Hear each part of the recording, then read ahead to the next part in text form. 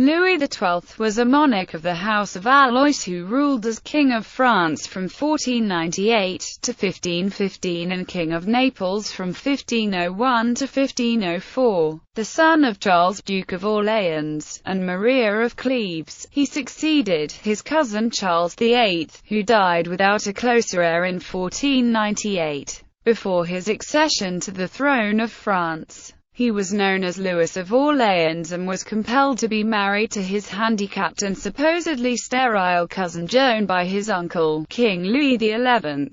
By doing so, Louis XI hoped to extinguish the Orleans cadet branch of the House of Valois. Louis of Orleans was one of the great feudal lords who opposed the French monarchy in the conflict known as the Mad War. At the royal victory in the Battle of Saint-Aubin-du-Cormier in 1488, Louis was captured, but Charles VIII pardoned him and released him. He subsequently took part in the Italian War of 1494 to 1498 as one of the French commanders. When Louis XII became king in 1498, he had his marriage with Joan annulled by Pope Alexander VI and instead married Anne of Brittany, the widow of his cousin Charles VIII. This marriage allowed Louis to reinforce the personal union of Brittany and France. Louis persevered in the Italian wars, initiating a second Italian campaign for the control of the Kingdom of Naples. Louis conquered the Duchy of Milan in 1500 and pushed forward to the Kingdom of Naples, which fell to him in 1501. Proclaimed King of Naples, Louis faced a new coalition gathered by Ferdinand II of Aragon and was forced to cede Naples to Spain in 1504. Louis XII did not encroach on the power of local governments or the privileges of the nobility. In opposition with the long tradition of the French kings to attempt to impose absolute monarchy in France,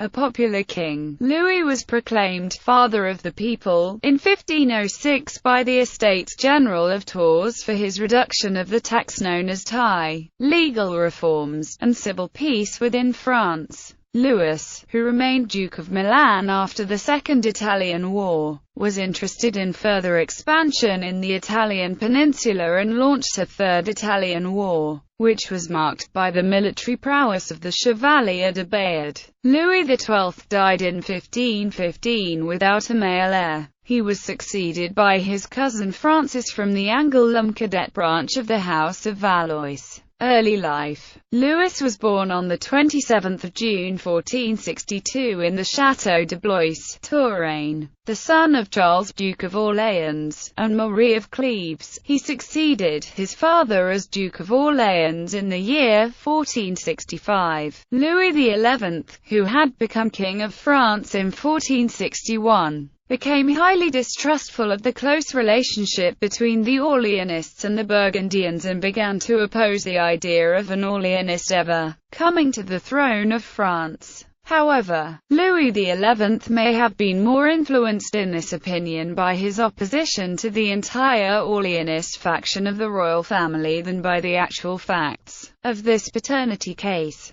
Despite any alleged doubts that King Louis XI may have had, the king nevertheless became godfather of the newborn. King Louis XI died on 30 August 1483. He was succeeded to the throne of France by his 13-year-old son, Charles VIII. Nobody knew the direction which the new king would take in leading the kingdom. Accordingly, on 24 October 1483, a call went out for a convocation of the Estates General of the French Kingdom. In January of 1484, deputies of the Estates General began to arrive in Tours, France. The deputies represented three different estates in society. The first estate was the Church. In France this meant the Roman Catholic Church. The second estate was composed of the nobility and the royalty of France. The third estate was generally composed of commoners and the class of traders and merchants in France. Louis, the current Duke of Orleans and future Louis XII, attended as part of the second estate. Each estate brought their chief complaints to the Estates General in hopes to have some impact on the policies that the new king would pursue. The first estate wanted a return to the Pragmatic Sanction. The Pragmatic Sanction had been first instituted by King Charles VII, the current King Charles VIII's grandfather. The Pragmatic Sanction eliminated the papacy from the process of appointing bishops and abbots in France. Instead, these positions would be filled by appointment made by the cathedrals and monastery chapters themselves. All church prelates within France would be appointed by the King of France without reference to the Pope. The deputies representing the Second Estate at the Estates General of 1484 wanted all foreigners to be prohibited from command positions in the military. The deputies of the Third Estate wanted taxes to be drastically reduced and that the revenue needs of the crown be met by reducing royal pensions and the number of offices. All three of the estates were in agreement on the demand for an end to the sale of government offices.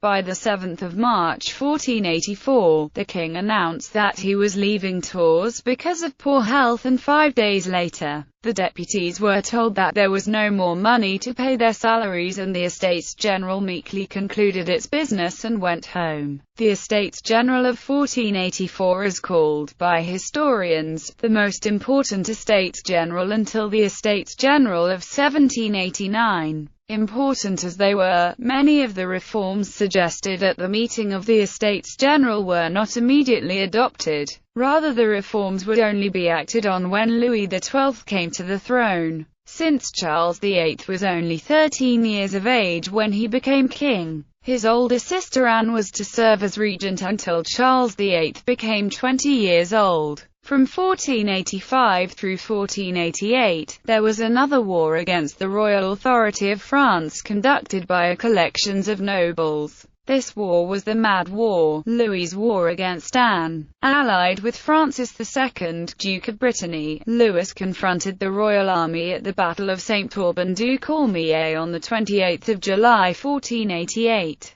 But was defeated and captured. Pardoned 3 years later, Louis joined his cousin King Charles VIII in campaigns in Italy. All 4 of Charles VIII's children died in infancy. The French interpretation of the Salic law permitted claims to the French throne only by male agnatic descendants of French kings. This made Louis, the great-grandson of King Charles V, the most sole claimant as heir of Charles VIII. Thus, Louis, Duke of Orleans, succeeded to the throne on 7 April 1498 as Louis XII, upon the death of King Charles VIII.